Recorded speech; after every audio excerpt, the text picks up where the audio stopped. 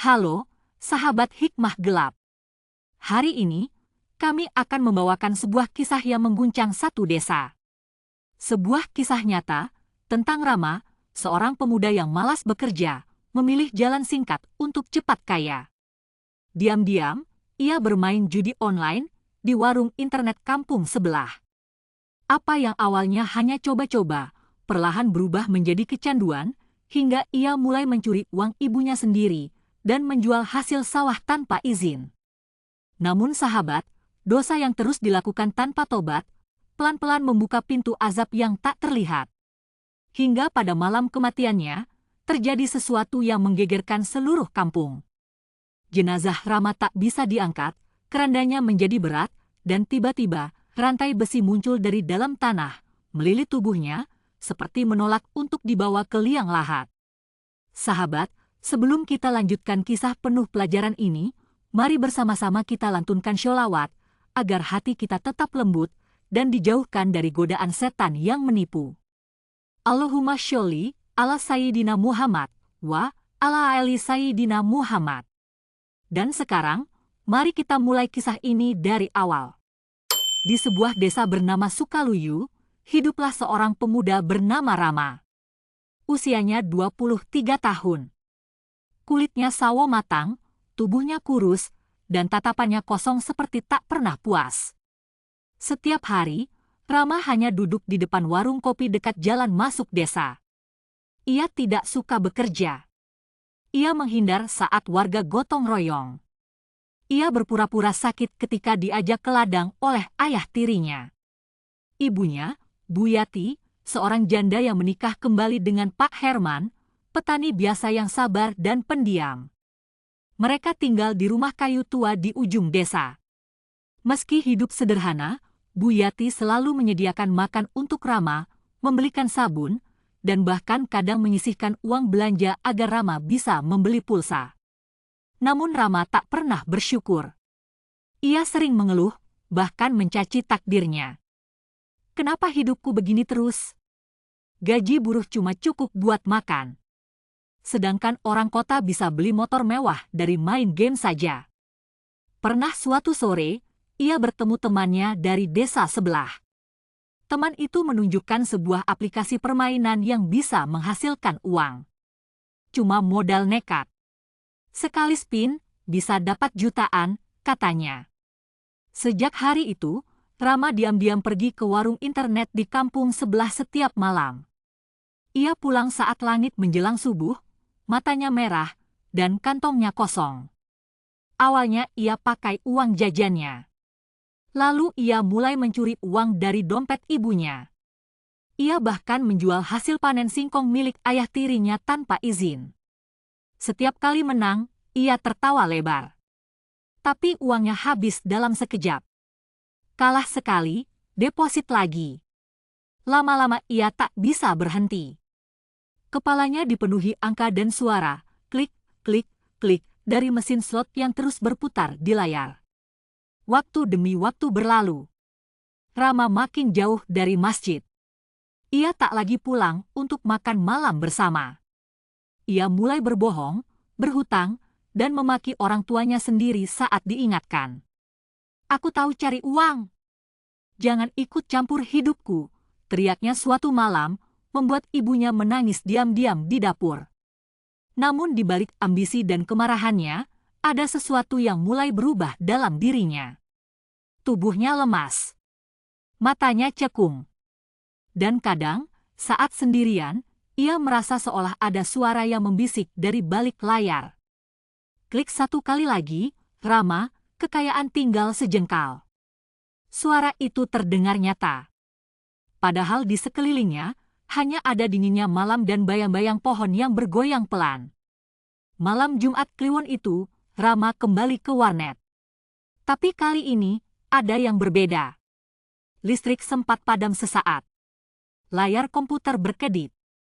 Dan aplikasi permainan berubah menjadi merah menyala dengan angka 7 muncul berturut-turut. Dalam hati Rama berteriak senang. Tapi di saat yang sama, langit mendung. Angin berputar. Dan seekor burung hitam menabrak kaca jendela dengan keras. Ia pulang dalam diam, tanpa kemenangan, tanpa senyum. Dan esok harinya, warga menemukan Rama sudah tak bernyawa di dalam gubuk bambu, dengan tangan masih menggenggam ponsel. Langit desa Sukaluyu pagi itu tampak kelabu. Awan menggantung berat. Angin berhembus pelan, namun dinginnya menusuk kulit. Kabar kematian Rama menyebar cepat ke seluruh penjuru desa. Warga datang silih berganti, membawa air doa dan rasa penasaran.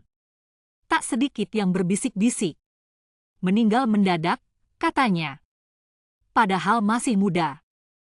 Katanya semalam terakhir kali terlihat di warnet, matanya merah seperti orang kerasukan. Jenazah Rama dibaringkan di ruang tamu rumah. Wajahnya pucat, dan tangan kanannya menggenggam erat ponsel yang mati total. Berkali-kali Pak Herman mencoba membuka genggaman itu, tapi tidak berhasil. Ponsel itu seperti menyatu dengan jarinya. Bu Yati duduk terpaku di sudut ruangan.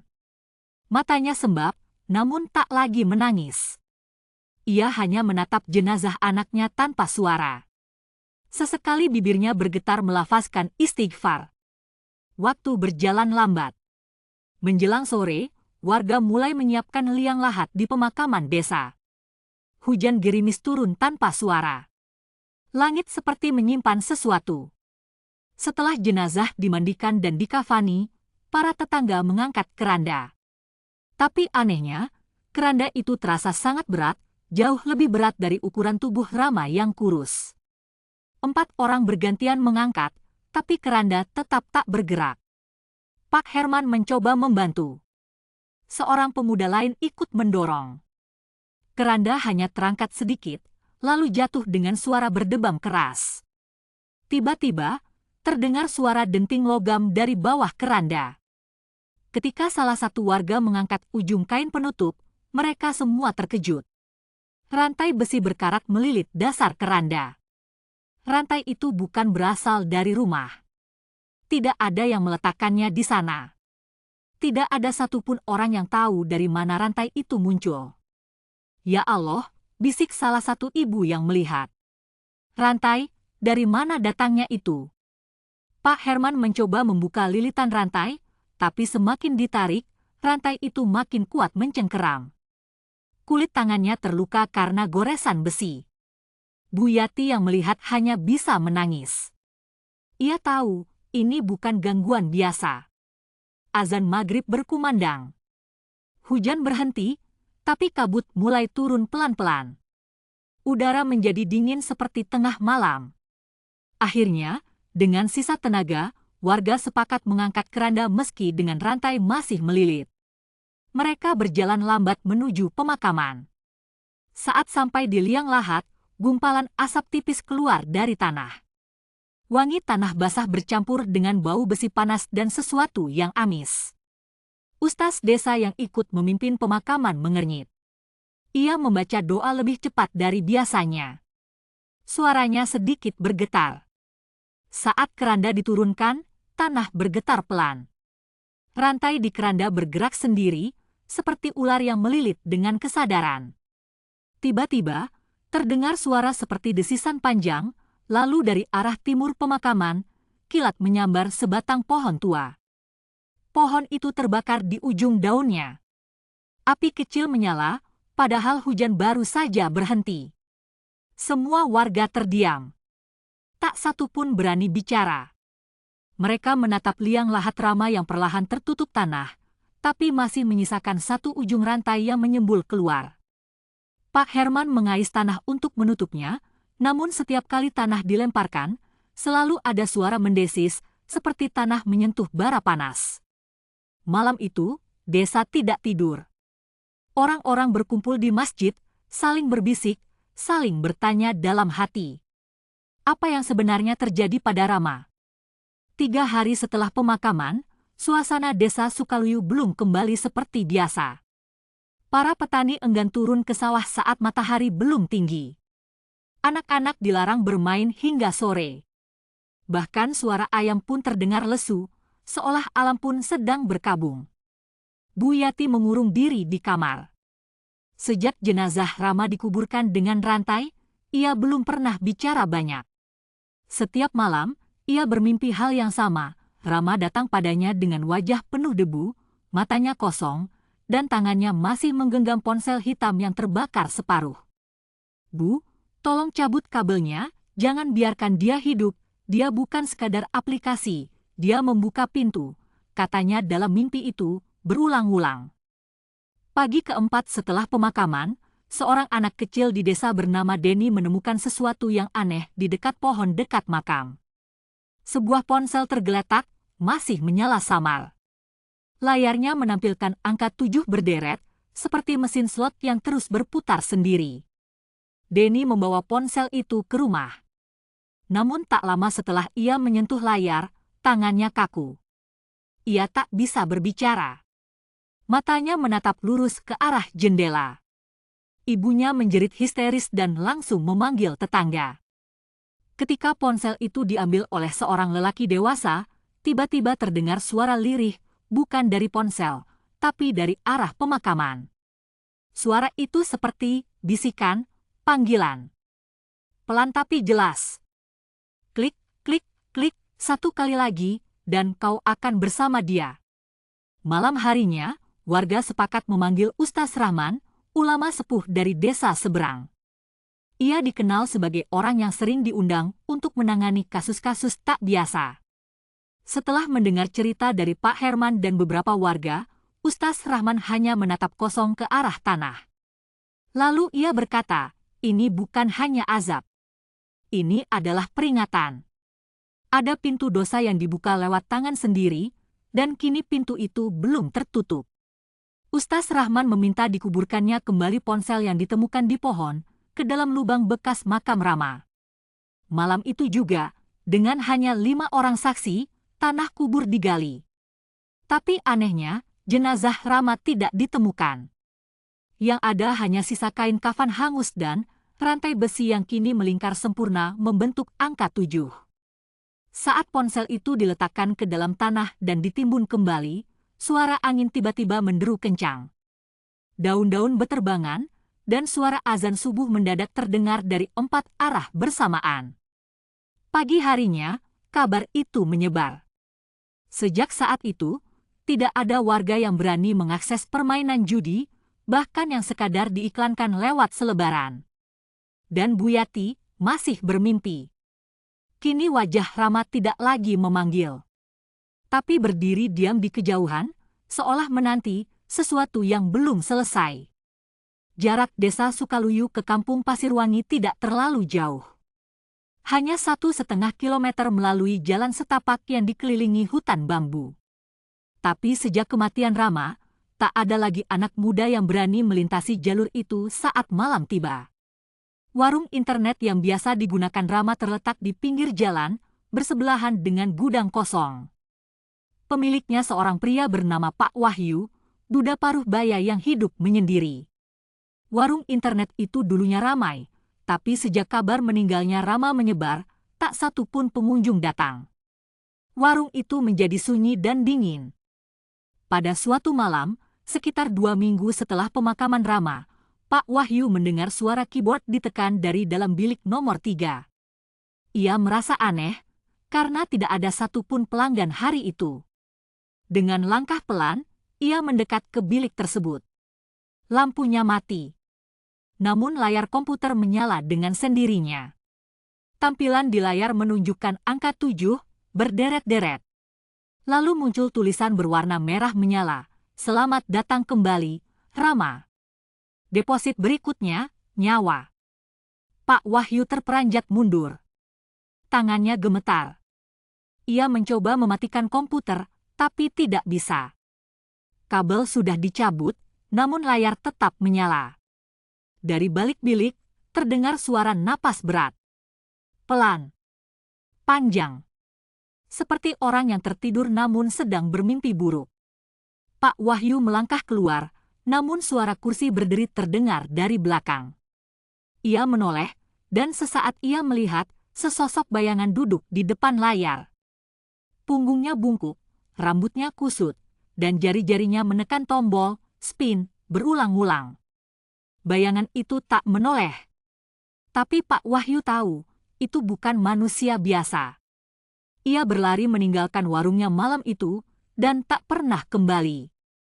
Keesokan harinya, warga kampung Pasirwangi menemukan warung internet itu dalam keadaan terkunci dari dalam. Ketika pintu berhasil dibuka, semua komputer rusak.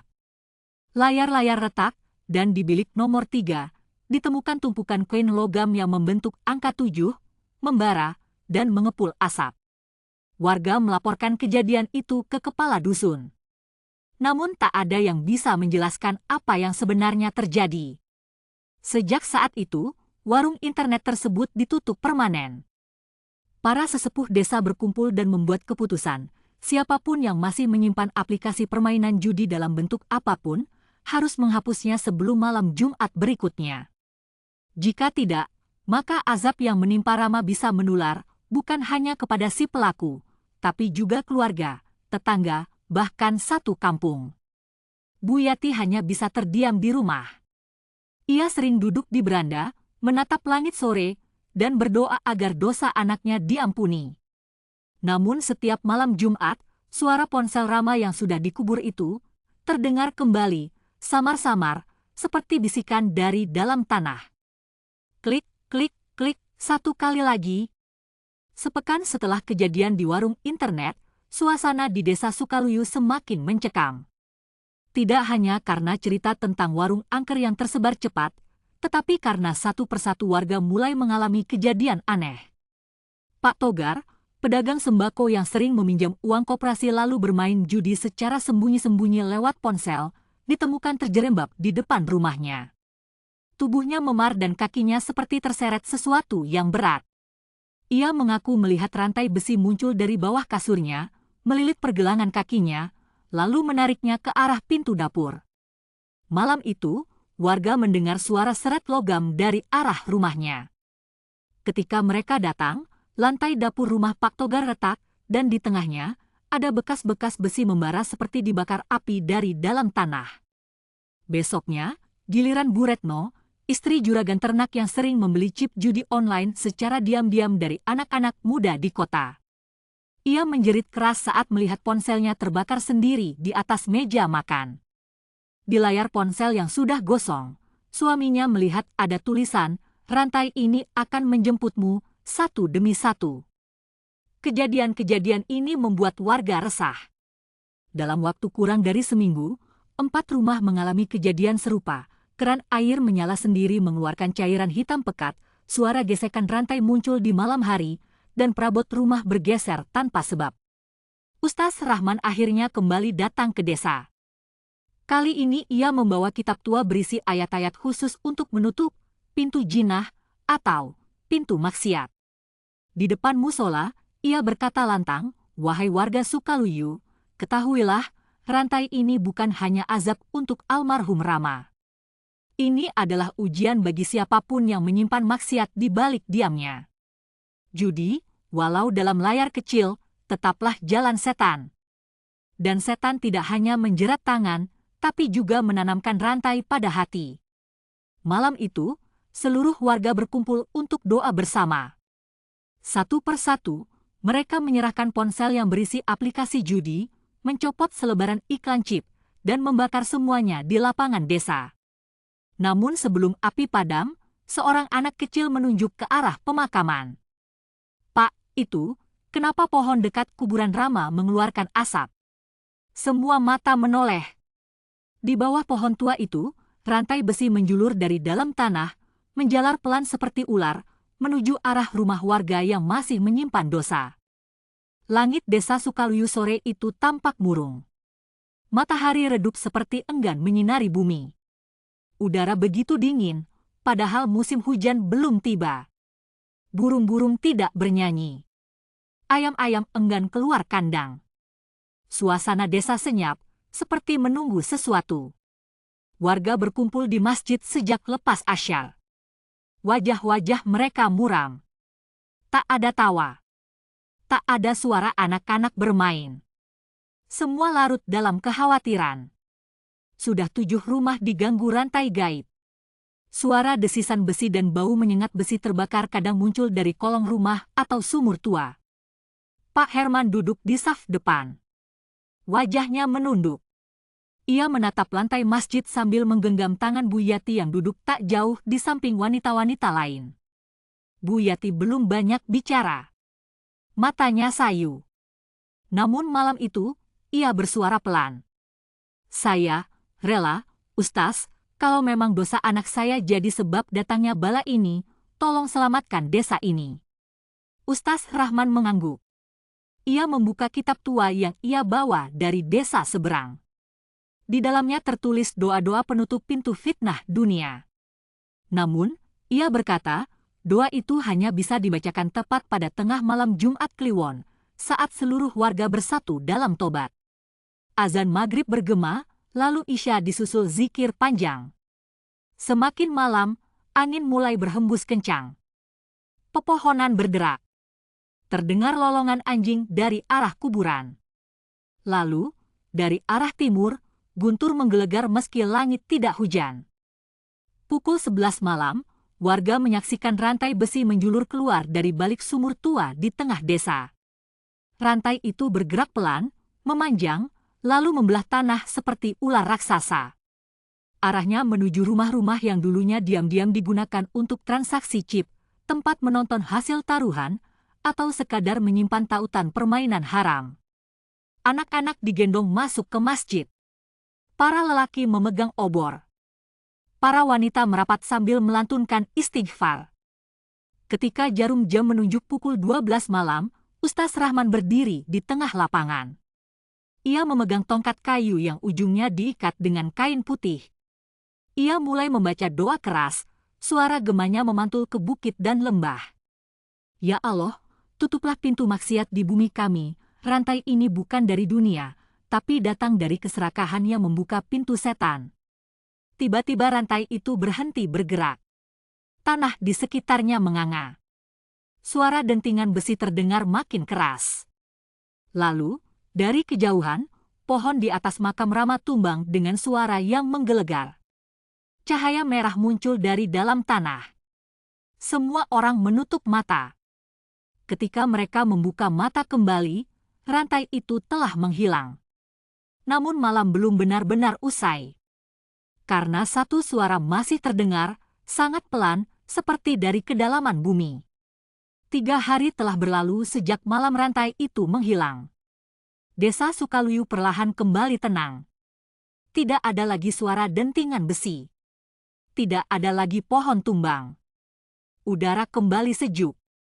Anak-anak mulai bermain di halaman, dan warga tersenyum meski masih ada sisa trauma di mata mereka. Namun, di balik semua itu, ada satu benda yang belum tersentuh sejak awal azab turun. Benda kecil yang diam-diam disimpan oleh Pak Herman di laci tua miliknya. Sebuah ponsel hitam milik Rama. Benda terakhir yang digenggam oleh putra tirinya sebelum meninggal. Pak Herman belum berani menyentuhnya lagi. Layar ponsel itu mati. Tapi anehnya, setiap malam, laci tempat menyimpannya mengeluarkan bunyi ketukan kecil.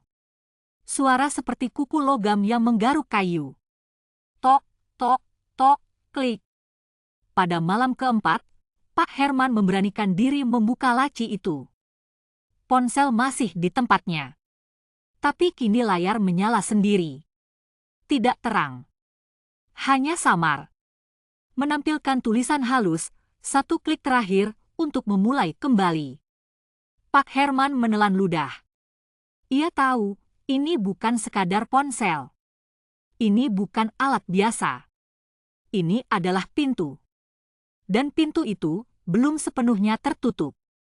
Ia membawa ponsel itu ke musola. Bersama Ustaz Rahman, ia berniat menguburnya untuk kedua kali. Tapi saat hendak dimasukkan ke dalam tanah, layar ponsel menyala terang, menampilkan angka 7 yang berputar cepat. Cahaya merah menyambar keluar, menyilaukan mata mereka. Ustaz Rahman memejamkan mata dan membaca doa dengan suara bergetar. Tanah di bawah mereka bergetar pelan. Daun-daun kering beterbangan meski tidak ada angin. Dan dari ponsel itu, terdengar suara Rama. Abah, jangan klik. Jangan biarkan siapapun klik, dia menunggu. layar ponsel pecah.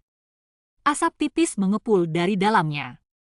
Dan seketika, ponsel itu meledak perlahan, seperti terbakar dari dalam. Yang tersisa hanyalah abu hitam yang membentuk angka 7, lalu menghilang diterpa angin malam. Warga desa menggelar doa bersama selama 7 hari berturut-turut. Seluruh warung internet ditutup. Tidak ada yang lagi berani menyimpan ponsel dengan aplikasi aneh. Dan tak ada yang menyebut nama Rama dengan suara lantang, karena setiap kali disebut, suara klik halus masih bisa terdengar, entah dari mana asalnya. Bu Yati kembali menabur bunga di makam anaknya setiap Jumat pagi. Di dalam hatinya, ia terus memohon agar Allah mengampuni dosa anaknya. Tapi ia juga tahu bahwa azab bukan hanya datang untuk satu orang.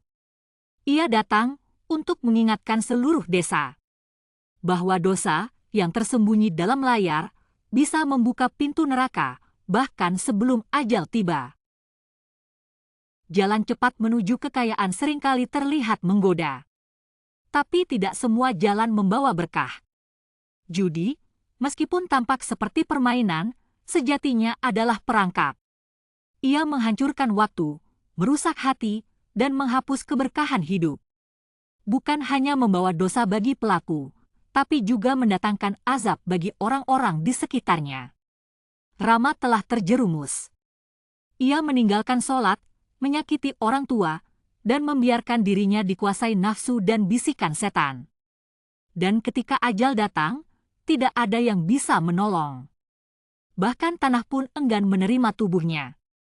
Allah Subhanahu wa Ta'ala berfirman dalam Al-Quran, sesungguhnya khamar, judi, berhala, dan mengundi nasib adalah perbuatan keji dari perbuatan setan.